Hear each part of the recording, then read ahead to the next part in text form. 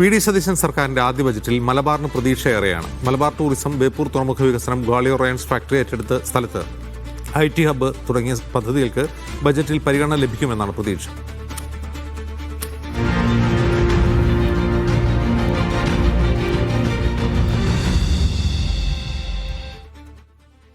മലബാറിന്റെ മുഖച്ഛായ മാറ്റുന്ന ബേപ്പൂർ തുറമുഖ വികസനത്തിന് ഈ ബജറ്റിൽ വലിയ പ്രാധാന്യം ലഭിക്കുമെന്നാണ് പ്രതീക്ഷിക്കുന്നത്. തുറമുഖ വികസനം സാധ്യമായാൽ ഗതാഗതം, ചരക്കുനീക്കം, ടൂറിസം എന്നീ മേഖലകളിൽ വലിയ മുന്നേറ്റമുണ്ടാകും. Mananchira Vellimadukunnu road, Mananchira airport road, Nadakkavu cross road എന്നിവയുടെ വികസനത്തിനും ബജറ്റിൽ തുക വകയിരുത്തുമെന്നാണ് കരുതുന്നത്. സുസ്ഥിര നഗരവികസന പാതയിൽപ്പെട്ട നമ്മുടെ മാനാഞ്ചിറ ബീച്ച്, മുണ്ടിക്കൽത്താഴം റോഡ് ഇപ്പോഴും കോട്ടൂളി നിന്നുപോയതാണ്. ആ പ്രപ്പോസൽ പൂർത്തിയായി കഴിഞ്ഞാൽ നഗരത്തിൻ്റെ ഒരുവിധം ട്രാഫിക് ബ്ലോക്കുകളെല്ലാം മാറും.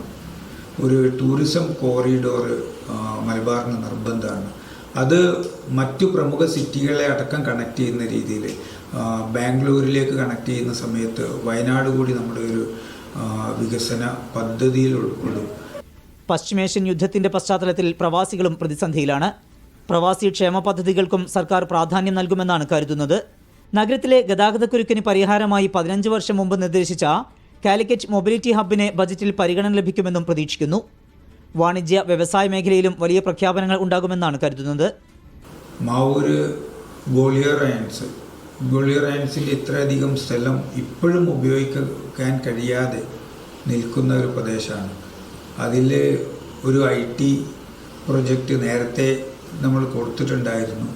വിദേശ തൊഴിലെടുക്കുന്ന മേഖലകളിൽ ഭയങ്കര പ്രത്യാഘാതം നേരിട്ടുകൊണ്ടിരിക്കുന്ന ഈ സമയത്ത് അവരൊക്കെ പുനരധിവസിപ്പിക്കാനുള്ള പാക്കേജുകൾ നിർബന്ധമായും ഈ ബജറ്റിൽ ഞങ്ങൾ പ്രതീക്ഷിക്കുന്നുണ്ട്.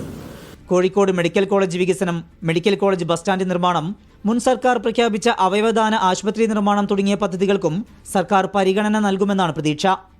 വർദ്ധിച്ചുവരുന്ന വന്യജീവി ആക്രമണത്തിന് ശാശ്വത പരിഹാരം വേണമെന്ന ആവശ്യം ശക്തമാണ്. കാർഷിക മേഖലയ്ക്ക് ഊന്നൽ നൽകുന്ന പദ്ധതികളും ബജറ്റിൽ ഉണ്ടാകുമെന്നാണ് പ്രതീക്ഷ.